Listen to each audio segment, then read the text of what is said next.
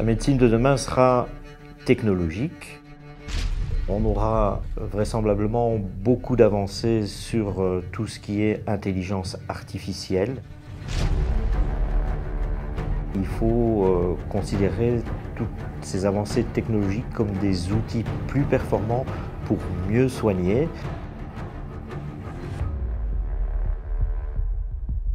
Le Schwappi a choisi de se positionner comme étant un centre de référence pour la prise en charge de certaines pathologies complexes comme le cancer de l'œsophage, tel que le souhaite le ministère.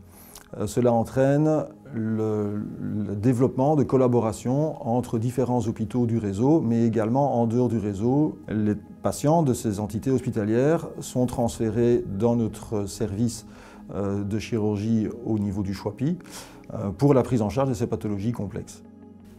Ça permet de concentrer ces pathologies au sein de notre hôpital et de garder l'expertise et de pouvoir proposer à notre population la prise en charge de ces pathologies complexes qui normalement devraient être transférées dans des hôpitaux universitaires. Le Schwappi vient d'acquérir une nouvelle technologie au bloc opératoire pour compléter son plateau technique qui est déjà très performant. Et nous avons eu l'opportunité d'acquérir un appareillage qui va nous permettre de faire de la microchirurgie sans microscope. C'est-à-dire que nous allons utiliser une caméra ultra haute définition qui va nous projeter sur un écran en 3 dimensions le champ opératoire.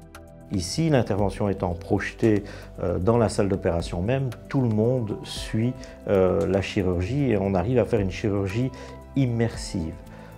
Le métier de soignant aujourd'hui, c'est un métier composé principalement de relations interpersonnelles, de relations avec les patients.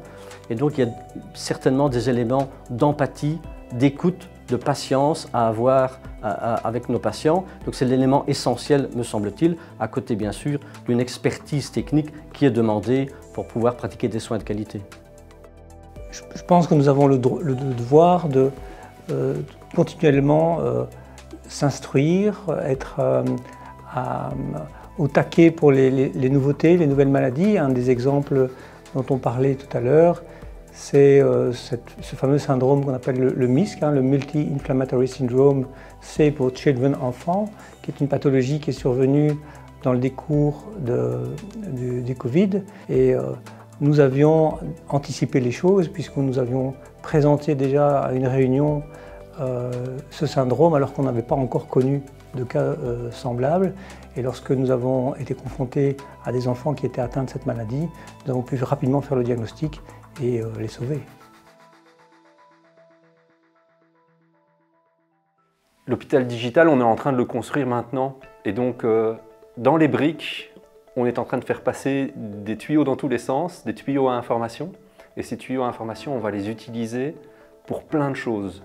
Pour les patients, et donc si je prends l'exemple du patient, on va lui dire vous avez la possibilité quand vous rentrez de vous identifier, de recevoir les documents dont vous avez besoin pour votre consultation. Vous arrivez à la consultation, vous avez des informations sur votre attente, vous rentrez dans le cabinet dans lequel vous avez une interaction avec le professionnel de la santé et vous allez avoir toute une série d'examens qui vont faire l'objet d'une communication vers le système d'information de l'hôpital. Si on pense au professionnel de la santé, lui, il va être intéressé par justement récupérer de l'information. Et l'hôpital digital, c'est un hôpital qui communique aussi à l'extérieur de ses murs. Et donc on a des connexions avec les autres institutions, on a des connexions avec les médecins généralistes.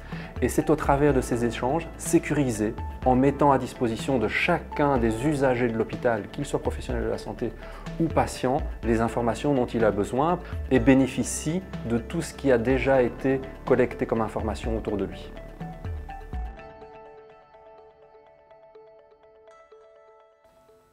La nouvelle configuration des lieux sur le site unique permettra une prise en charge plus efficiente des patients, notamment dans les filières aiguës, puisque nous avons choisi de rassembler la salle d'urgence, le service de radiologie, le bloc opératoire et le service de réanimation dans une entité géographique de proximité.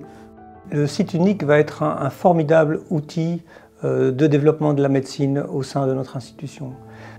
Ça va être aussi une émulation terrible pour les jeunes, ça va être terriblement attractif et on va avoir probablement des médecins de haut niveau qui vont être attirés par le Schwappi, qui vont vouloir venir travailler au sein de notre institution.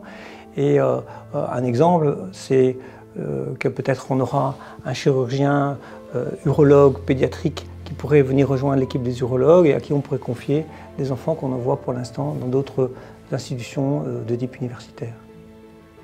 Pour rester un centre de référence, le Schwappi va continuer à investir dans du matériel d'excellence et de pointe pour garantir la meilleure prise en charge de nos patients.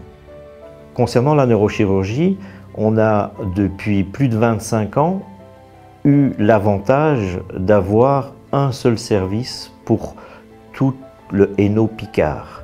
On a le plus grand bassin de soins pour un service de neurochirurgie en Belgique. On ne pourrait pas envisager de disperser les moyens et d'avoir 2 ou 3 services de neurochirurgie comme dans d'autres parties du pays. Le site unique, c'est la même chose mais pour tous les services. Ce que nous construisons aujourd'hui, c'est un cocktail de compétences, de formation, c'est une infrastructure de pointe, c'est un appareillage qui répond aux souhaits des soignants et de la population. Et au travers de cela, c'est continuer à prendre le patient dans toutes ses dimensions et avec la notion fondamentale de respect qui transcende l'ensemble de nos soins. Et notre souci de l'accueil du patient reste notre souci premier, quelle que soit la taille de l'institution, quelle que soit son organisation. Donc les valeurs que nous avons aujourd'hui sont aussi celles de demain. Le fait d'avoir un lieu unique, une unité de lieu, une unité de temps, c'est ce qu'il faut pour une bonne prise en charge.